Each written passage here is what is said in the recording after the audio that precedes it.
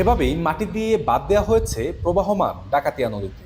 সংকুচিত হয়ে যাওয়া নদীতে মাছ শিকারে মেতে উঠেছে স্থানীয় একদল প্রভাবশালী। আর তাদের এমন লোভের বলি হচ্ছে হাজারো কৃষক। প্রায় 2 সপ্তাহ আগে চাঁদপুরের ফরিদগঞ্জের গল্লাক এলাকায় দেয়া হয় এমন বাঁধ। এতে করে পানি প্রবাহ বন্ধ হয়ে গেছে পাশের রামগঞ্জ উপজেলার কাটাখালী পর্যন্ত প্রায় 5 কিলোমিটার এলাকা জুড়ে। ডাকাতিয়ার পানির উপর নির্ভরশীল এই অঞ্চলের কৃষকরা। পানির অভাবে বৈচাতলী, উত্তর দক্ষিণ, চিরকালিয়া, গুপ্তি, গনিয়া সহ বিভিন্ন এলাকার কৃষকরা সেচ দিতে পারছে না তাদের বোরো ধানের মাঠে। পানির অভাবে শুকিয়ে গেছে মাঠের পর মাঠ। অতিরিক্ত টাকা খরচ করে কেউ কেউ সেচের ব্যবস্থা করতে পারলেও অধিকাংশ কৃষকই বঞ্চিত পানি থেকে। ডাকাতিয়া নদী বান দেওয়াতে জমিতে পানি দিতে পারছি না, আর আমগো জমি কৃষকের জমি নষ্ট হয়ে যাইতেছে। এবার পানি আনতে হয়, ও সুচ গেটে দিই বেড়ে বিটের তো সুচ গেটে দিই পানি আনার লাগে, আনি অনেক মাঠে বেড়ে পানি দিতে আছে। এখন আমরা পানি দিতে পারছি না মাঠে, বহুত কৃষকের সমস্যা হয়েছে, ঠিক আছে।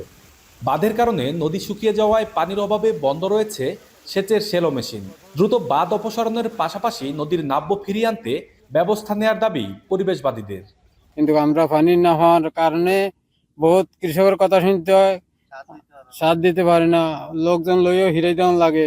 স্ক্রিপের 700-750 কৃষকের লাগে দৈনিক ঝামেলা যাইতে আছে মারামারির মতন।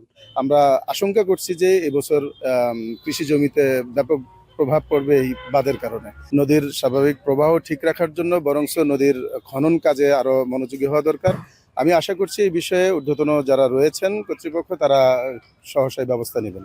বাঁধ অপসারণের পাশাপাশি নদী সংস্কারে দ্রুত ব্যবস্থা নেওয়ার কথা জানান জেলা প্রশাসক।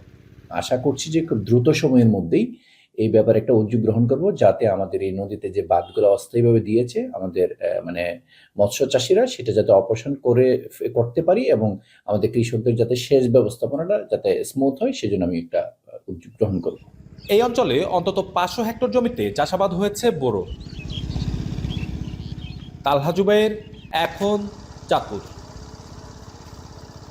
শিয়া বাটার ও ভিটামিন ই সমৃদ্ধ lily glam beauty soap. Lily, always beautiful.